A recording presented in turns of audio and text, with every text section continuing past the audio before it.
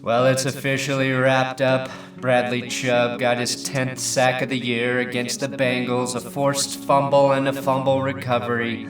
On track to set the rookie sack record. The Broncos are going to have the offensive and defensive rookie of the year. Yeah, boo-boo-boo. Oh, God. I had a nightmare. I dreamt that the NFC East didn't exist and players were rewarded on the merit of their accomplishments instead of the market that they play in. What a terrible dystopian nightmare that would be.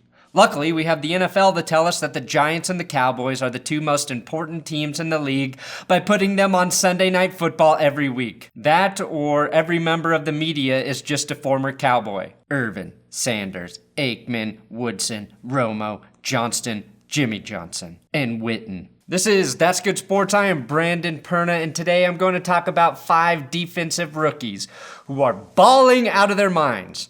Their names, after this. Tease. That's a tease.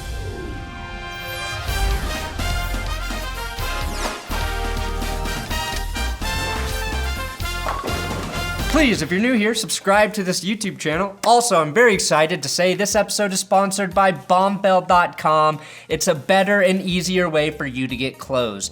That's BOMBFELL.com. Use my link in the description or just go to bombfell.com/thatsgoodsports to get $25 off your first order. I've been using Bombfell because it's the most convenient way for me to get clothes.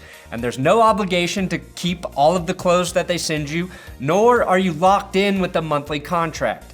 Bombfell hooks you up with a personal stylist who picks out your clothes for you, like your wife or girlfriend, without the judgment. And then you have the option to swap out any of the items before they ship. They helped me go from thinking this would be a good look for a dinner date with my wife to this. My new look is great for posing in front of the door, upcoming Christmas parties, dinner, and staying warm by the fire. You can customize how many clothing items you receive, and right now, the more clothes you keep, the more money you save at Bombfell. With the holidays, right now is the time to try Bombfell. Shopping is a nightmare. I can't tell you how great it was to get nice, high-quality clothing picked out by somebody else delivered to my door. And you have 7 full days to try on your clothes at home and send them back if you're not 100% happy. Again, bombfell.com/thatsgoodsports for $25 off your first order. Bombfell, open and close. I promised you names, and here are the best defensive rookies right now. Bradley Chubb of the Denver Broncos, Derwin James of the Los Angeles Chargers, Darius Leonard of the Indianapolis Colts, Denzel Ward of the Cleveland Browns, and the guy they will all probably lose out to, Dallas Cowboys linebacker Leighton Vander Esch, the only NFC player on that list. However, here at That's Good Sports, I want to honor each of these players and how well they are playing with Rookie Big Dick Player Awards, and make a case why they could win Defensive Rookie of the Year. I'll start with Bradley Chubb, the most logical to receive a penis-themed award. It's not surprising that the people are ignoring Broncos edge defender Bradley Chubb and automatically assuming that Leighton Vander Esch is going to be the Rookie of the Year. Let's just look at the numbers between Chubb and Thad Castle. Let me see the condom you plan on putting on my quarterback's weenie. Shit, no, I mean Leighton Vander Esch, the real-life version of TV's Thad Castle on the not-so-hit series Blue Mountain State. Tell me that's not the same fucking guy. Vander Esch has started 7 of 12 games, has 2 interceptions, 103 combined tackles, 0 sacks, and 2 tackles for a loss. Bradley Chubb has started 12 of 12 games, 10 sacks, 2 forced fumbles, 1 fumble recovery, 44 combined tackles, and 11 tackles for a loss. All while Von Miller is stealing sacks from him down the line. Obviously, one is a pass rushing linebacker and the other is a middle linebacker. But if you just put those 2 stat lines next to each other, took away the names, the stupid neck rolls, and the star on the side of the helmet, I would guess that most people are going to take what Chubb has done. If this is a competition between biggest neck, then sure, let's give it to Vander Esch. Wait, no, he doesn't even deserve that. That belongs to Charles McDowell, aka the neck guy. Chubb may be second to Von Miller in sacks on his own team, but he would be a sack leader on pretty much any other NFL team in the league, including the Bears with Khalil Mack. Hell, Chubb still has a chance to break Javon Curse's rookie sack record of 14.5.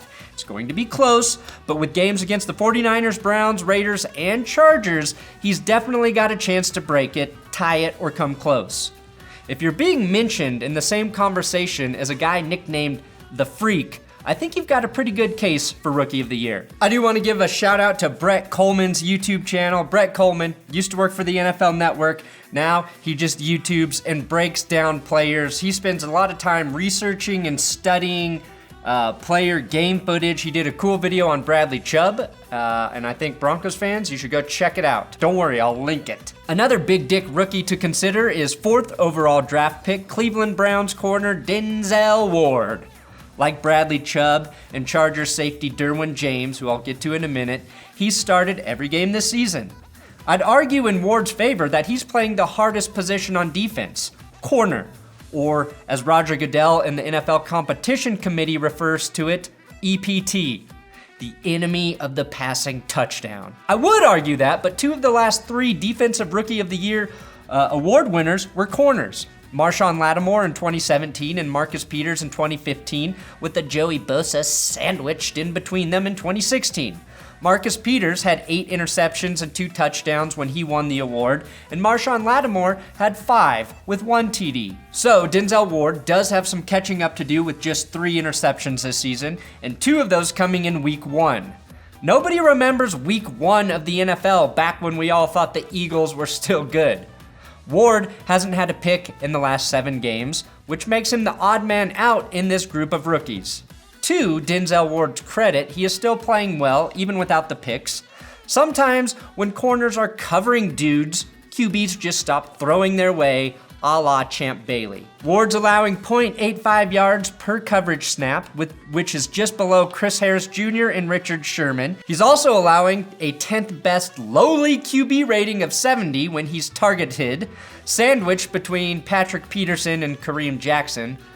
I realize that's the second time I've mentioned sandwich because I wrote this episode right before lunch. The biggest knock on Ward right now is the 4 touchdowns he's given up this season.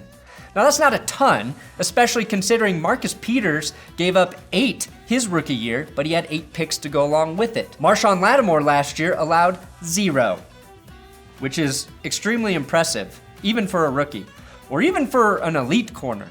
I feel like Ward will need a pick in each of these last 4 games to get back into this conversation. Now the Raiders, who have 0 big dick awareness, were too stupid to select Derwin James when they had the chance, which allowed the Chargers to swoop in and take the safety at 17, who could take the Rookie of the Year award away from the neck in Dallas. James, like Ward, has 3 interceptions this season, but 2 have come in the last 2 weeks. We can all remember the last 2 weeks. What makes James special is that he's a big safety who can cover and hit and stick like a weed suspension in the NFL. He also has 81 combined tackles this season, and maybe, most impressively, is allowing a 54.9 passer rating when targeted. That puts him in elite company with guys like Jamal Adams and Kevin Byard, 2 of the best safeties in the game right now. Derwin James is the only player on this list to also help his quarterback conceive his 9th child. But you did not hear that from me. Just remember what I said in 23 years when the NFL drafts the first ever QB/safety hybrid, which would be a touching tribute to Dan Orlovsky. 45 times this season, QBs have thrown towards James. That's the 6th most in the league, and he's only allowed 1 touchdown. Every other safety who has been targeted more than 40 times has given up at least 3 touchdowns. That means he's playing better than veterans like Landon Collins, Tyrann Mathieu, and Patrick Chung. All the safeties targeted more than 40 times this season are also allowing QB ratings of over 100, except Bradley McDougald at 98. Again, James is a 54.9 passer rating, so arguably he's twice as good as all those other guys. And that leads us to Colts big dick rookie linebacker Darius Leonard, as maybe the biggest threat to Leighton Vander Esch. Darius Leonard gives us the best apples-to-apples comparison for LVE. Oh shit, Leighton Vander Esch. His initials are one letter short of love. Point for Vander Esch. Big dick point though for Darius Leonard for starting every game this season.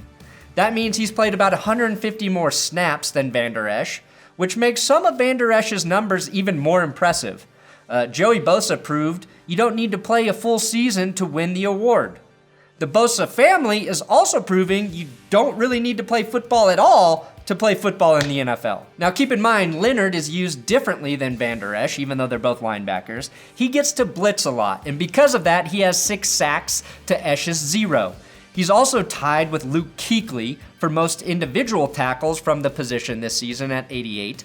Leonard leads the NFL with 122 combined tackles, more than Kuechly's 100 or Vander Esch's 102. And he's reliable. He and Vander Esch each have only missed 6 tackles this season, which is impressive, unless you're Bobby Wagner or John Bostic, who have missed 0. Trying to figure out which guy has been playing better at linebackers, like trying to figure out which episode of The Office is the funniest.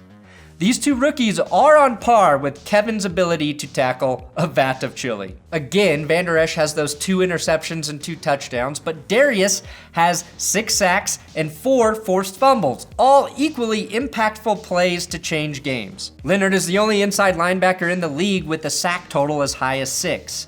He and Vander Esch are top 3 behind Luke Kuechly with 45 and 42 defensive stops, plays that constitute a loss for the offense. They're basically the same player, and since sharing the award would be stupid, it should go to a guy like Bradley Chubb. I'm not biased. Honestly, the last 4 weeks of the season will be extremely important if one of these guys wants to separate himself in the running. As I see it, it's basically a 4-way tie between Chubb, James, Leonard, and Vander Esch. Ward, after a fast start, is kind of on the outside looking in. Darius Leonard and Bradley Chubb could get a huge boost into the spotlight if the Colts and or Broncos make the playoffs. Derwin James, and yes, Bosa proved a Charger can win the award, is at the top of the pile with Vander Esch because the Cowboys and Chargers are the only teams who would make the playoffs if they started today. So, who do you think should and will win the award? Let me know who you think's gonna get it, please. Thanks for watching another episode of That's Good Sports. Please subscribe here on YouTube's. Got to do the subscriber YouTuber thing. I'm on Twitter at Brandon Perna, Instagram at Brandon Perna, and Will Keys and I do a podcast every week, NFL Broncos podcast. It's on my second channel, That's Good Podcasts, or iTunes, Podbean. That's Good Sports Podcast is what they call it.